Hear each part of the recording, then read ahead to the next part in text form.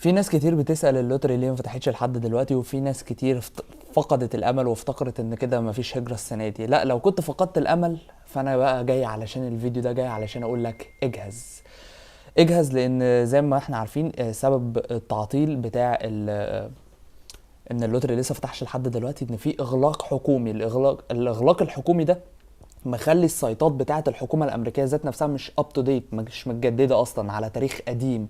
وبالتالي اي حد بيحاول انه يقدم على فيزا، مثلا واحد عايز يروح فيزا سياحه، فيزا دراسه، قلنا فيزا الدراسه اتلغت ما علينا، يعني فيزا سياحه، فيزا علاج، اي نوع من انواع الفيز، فهيضطر ان هو يقدم من عن طريق الموقع. فالسفارات الامريكيه كلها طلعت قالت لك المواقع بتاعتنا كلها مش شغاله، لان هي مش اب تو ديت. مش اب تو ديت يعني مش متحدثه. طب ليه السيطات كلها مش متحدثه؟ بسبب ان الاغلاق الحكومي وكده، ومفيش حد شغال في الحكومه. يعني مفيش غير تلات تلاتة بس اللي في الحكومه اللي شغالين، اللي هم الامرجنسي سيرفيس، اللي هو الشرطه الاسعاف المطافي، دول بس اللي شغالين. طيب ايه بقى اللي جديد؟ يعني انا جاي علشان اقول لك اجهز ليه، معايا ايه جديد؟ تعال انا هقول لك بقى معايا ايه جديد.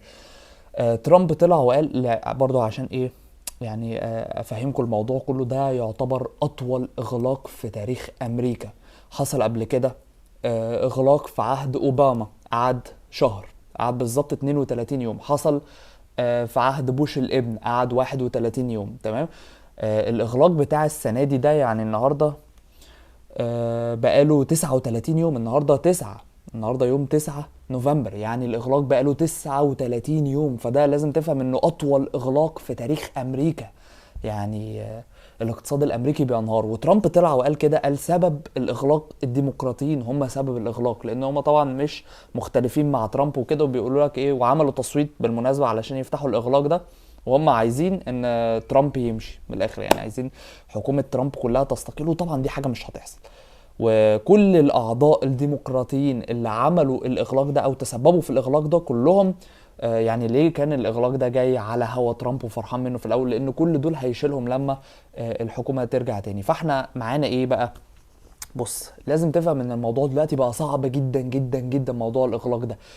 اغلبيه الموظفين الحكوميين، وبالذات بتوع الشرطه والناس دي كلها، الناس دي كلها رافضه ان هي تشتغل كل ده شهر كامل بدون مرتب. لان في امريكا اصلا المرتب الباي تشيك بيبقى في الاغلب، يعني في كل الوظائف بيبقى كل اسبوعين، كل اسبوعين بتقبض باي تشيك. فانت بتتكلم في ناس بقى لهم 39 يوم، يعني بقى لهم شهر كامل ما قبضوش ولا دولار ولا سنت واحد. فانت عندك النهارده موظفين المطارات، الموظفين اللي بيشتغلوا في المطارات بدأوا ان هم يسيبوا الوظائف بتوعهم، ويقول لك لا والله احنا مش هنقدر نروح طول ما احنا ما قبضناش وكده. ولا الدنيا بقت صعبه قوي في امريكا دلوقتي، معرضه للافلاس. الحاله الاقتصاديه في امريكا دلوقتي بالنسبه لموظفين الحكومه بشعه بشعه بشعه، صعبه جدا يعني. ففي ناس كتير قوي بتعاني بسبب المواضيع دي. ولذلك طلع ترامب وقال احنا هننهي الاغلاق ده، وكبيره معانا اسبوع. قال يعني ان شاء الله على بداية الاسبوع اللي جاي، زي ما بقول لكم النهاردة يوم 9 نوفمبر، 9 نوفمبر 2025. ترامب طلع امبارح يوم 7، او مش امبارح بقى، اول امبارح طلع يوم 7 نوفمبر وقال الاغلاق ده كبير ومعانا اسبوع، 10 ايام بالكتير قوي. فانا جاي اقول لك ان مش شرط اول ما الاغلاق يفتح، اول ما الحكومه ترجع تفتح تاني، انك تلاقي اللوتري فتحت. لان في برضه هيحدثوا لسه السايت ومش عارف ايه. فقلنا ممكن نديها اسبوع كمان، يعني انت فاضل لك اسبوعين على اللوتري. فكل الناس اللي كانت مقلقه ان اللوتري مش هتفتح، لا انا عايزك تجهز، لان بالكتير قوي اسبوعين، اسبوعين يعني اسبوع بعد الاغلاق وهتلاقي على طول اللوتري فاتحه. وغالبا هيتم فيها شرط ان الهجره هتبقى بدولار، وهتتطلب باسبور. ولكن احنا طبعا مش متاكدين اي حاجه من الحاجات دي، لان زي ما بقول لك احنا اول سنه اصلا كل ده ما نشوفش كراسه الشروط. احنا مش عارفين اي حاجه، مش عارفين ايه الدول اللي مش مسموح لها ان هي تقدم، مش عارفين هيبقى فيه باسبور ولا لا.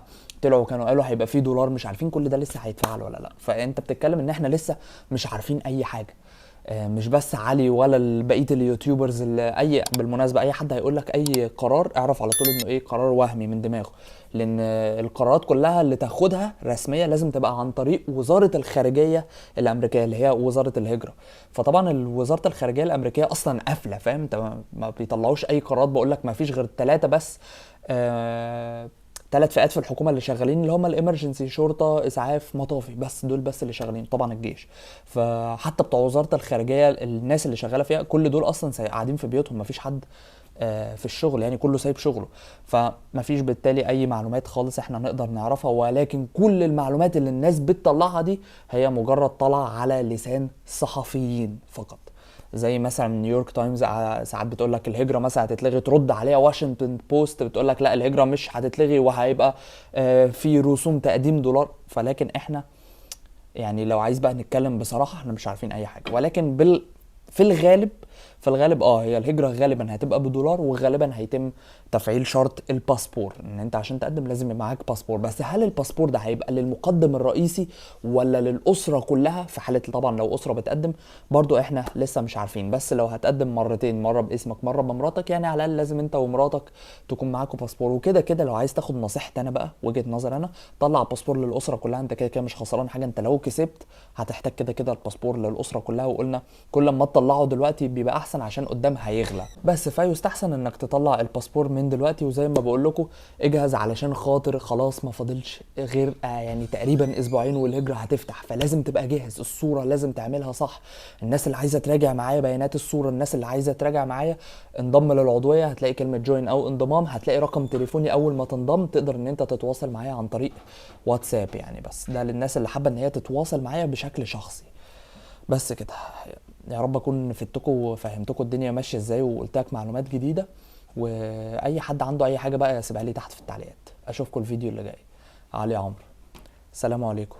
ما تنساش ان انا بشرتك ان الهجره هتفتح لو فقدت الامل يعني.